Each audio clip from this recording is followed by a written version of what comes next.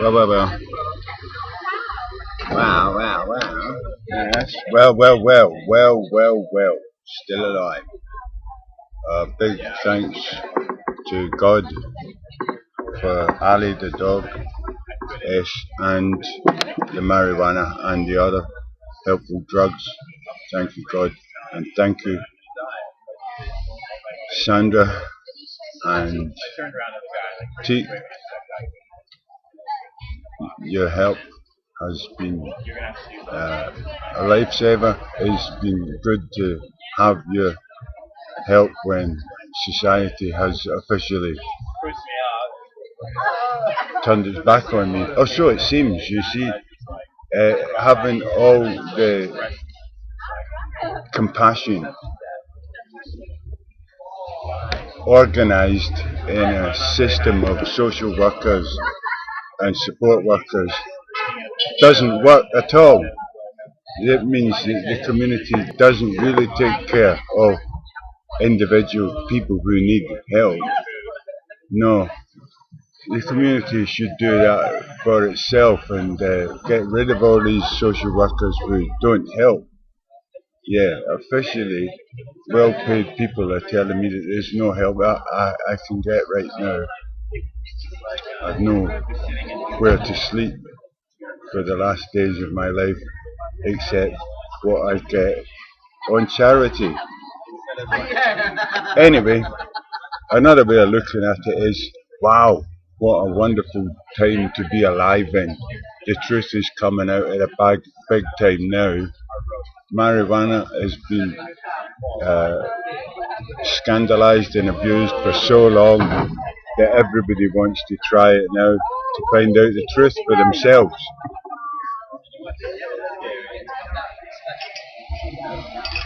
The other psychedelic chemicals are very useful, but take quite a bit of skill to get the best advantage out of. I mean, I have noticed myself that any drug that I would call psychedelic gives erotic overtones to current experience. You know, I am aware of women's femininity and the language given out by various parts of the body. Yeah, that's always been one of the first effects of psychedelics. How much fun you can have with psychedelics when you've already got a loving partner who's not obsessed with sex but likes to explore the pleasure in that activity carefully with a well chosen partner. Maybe near the end of a trip where you share everything on the way. Yeah, I mean, see, when you're sharing your mind, like, remember when Spock in the Star Trek movies, he had a mind merge? Yeah, well, I've had quite a few of that experience. I started with my brother, because we both did a lot of tripping together. But then, when I managed to trip with a woman, even though she wasn't actually tripping, I married her, right? Uh, I found it was extremely good for mind merge. I mean, I was making love to the whole woman, the the child, the rebellious teenager, the vivacious dancer and colourful artist, and the old lady and the friend and the co-tripper. She just wasn't a co-tripper, but I have never found a woman who is on top of the psychedelic experience. I saw quite a few at the Bristol Pride in the Castle Green, not Castle Green, Castle Park last Saturday. There were quite a few mature women very happy about this sexuality, and I noted that some of them were exhibiting symptoms of psychedelic experience. I like it, but it is a bit like being lost on an ocean. One little cork bobbing on an ocean, you don't know where you're going to land or who's going to pick you up. But then you can look at the cork again and go, it's actually huge. I'm a big cork. Uh, yeah, so I'm not going to spend my last days sitting in queues, frustrating my dog, where I tried to get somebody to put right something that they didn't put right the last time we got it wrong, or the time before. Now,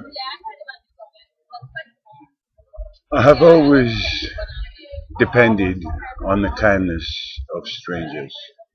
I love them first, and one of them, or more of them, are going to sort me out. See, me and my dog, we've got love to give away, and it's love that's backed with wisdom. I've tried everything.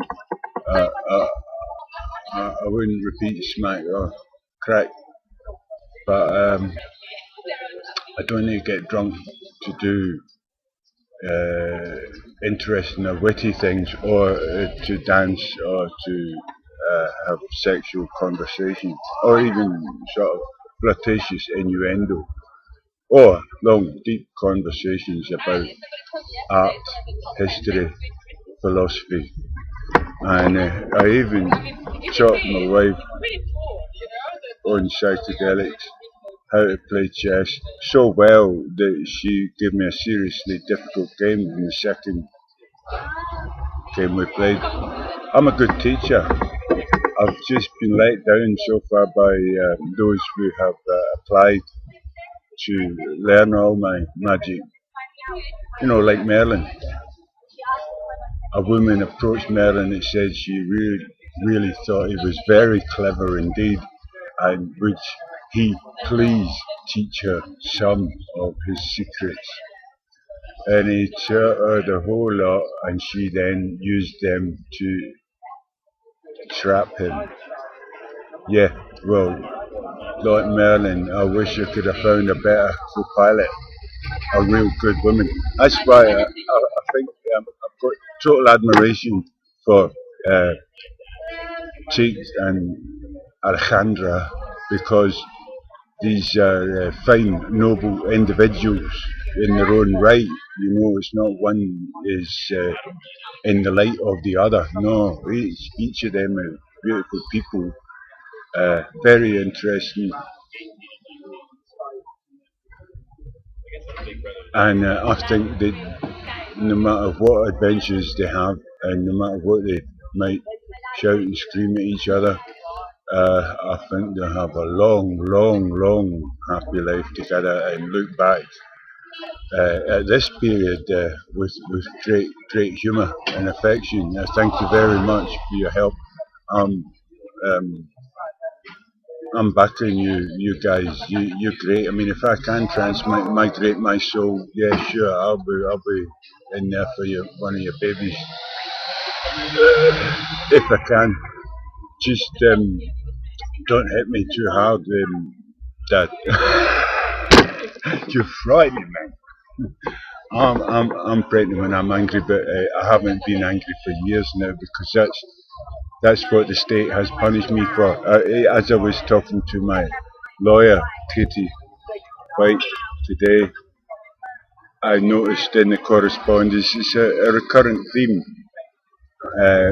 loud and aggressive, threatening, or violent behaviour. It's all voice. I never actually have hit a person in malice. Well, I mean, on a half dozen occasions when I've hit a person, I can give you a very good explanation as to why that was necessary. Yeah, but I have been known to scream and swear so loud that my false teeth fly out of my mouth. which is very humiliating for me. So I've mastered my anger. I even had the opportunity last week in Glastonbury to inflict vengeance upon the young man who had stolen all my valuables. I met him in the street in front of a lot of witnesses. I actually pitied him in his futile pretense, you know. Mate. Uh, I felt pity for him. It was like Gollum. You remember when Bilbo had the chance to kill Gollum? And I've looked at Gollum and he's not even aware of the value of what he's lusting after. You know what I mean? He hasn't even seen who I am. What a Wally. And he's destroyed all that records, all that belonged to my genetic son, my son, Christian, born in 2000 AD.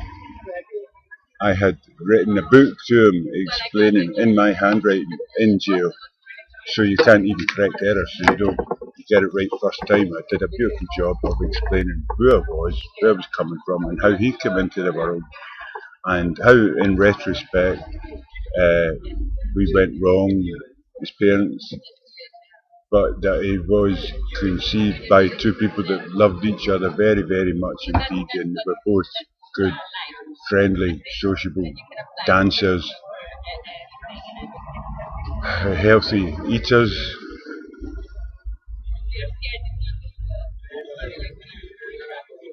Uh, I think we've all got a mental health condition. I think it's only lately been realised that most of us have been living in different forms of insanity all our lives, you know. And maybe it's what we're doing here is finding out, helping each other to find uh, ways to reduce the sadness and make the most of enjoying the pleasures while we are afloat on the sea of life and adventure. Yeah, well, I've brought everything that I've learned in life here to Bristol, and I've examined Bristol from the bottom up, and thanks to the internet from the top down. And I like this place. I see that the very, very good things for the whole human race can have their prototype here, the role model. Uruguay has legalized cannabis for recreational purposes. They've got a political leader that anybody can believe in, you know. A nice, honest human being as a political leader in a country that's legalized cannabis. Well, good. I don't think the mafia or the CIA are going to be worried about that very much, because people want to use this wonderful marijuana will probably have to go to Uruguay and help the whole economy of the country into the 21st century. Yeah. Anyway, you've got your Denver in Colorado, you've got your Washington in District of Columbia, you've got your Vancouver in British Columbia, and you've got your Bristol in England. Bristol is a European, multicultural, well, it's Afro-Caribbean European. Yeah, it's a nice place, Bristol. It's because it's got a good drugs policy. And I mean, not the official drugs policy put on by the council or the police or the authorities, but the drugs policy that has been evolved by the good people of Bristol, especially the younger, less hypocritical ones. my generation got it all wrong with the hypocrisy. Hiding your cannabis use behind alcohol means you're always in a stupid state of mind before you even try to get high. Messy and clumsy indeed. No, you'd be better off on orange juice, neat weed without tobacco, and very occasional use of chemicals which is prepared for. I always used to prepare for my trips right from when I was at university. It was a psychology experiment. What am I going to achieve? What's the set and setting? Who am I? What is it I'm trying to find out? What music will I use? Sure, this is going to produce a good trip, that music. And after the trip, there would be several days of just examining what had been experienced because in these days there was no way of recording it. Oh, unless you got a little bit of paper on which it says the next morning, all is everything is one. God is alive, magic is afoot. But as the secrets of the whole universe wasn't able to be sold to anybody else in order to pay next week's rent and food bills. Uh, so there'd be a couple of days of adjustment. What have I learned? Like be very frank with you. If I am on a psychedelic trip, one where the senses, like the eyesight is affected a lot. Uh, I can learn rapidly what I am attracted to or repelled by in women, women, all women. I can enjoy fantasies without endangering my sanity or future life by making any of them real. Tripping in public is great fun if you trust yourself. I'm no longer afraid of getting lost. No woman's gonna get me for the price of a drink. Uh, Not even for the price of a bag of coke. Look,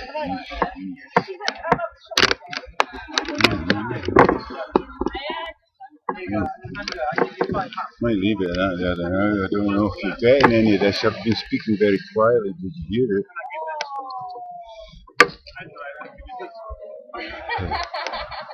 You're my first, you're my last, you're my everything. Breathing into all of my tears. You're the first, you're the last, you're my everything.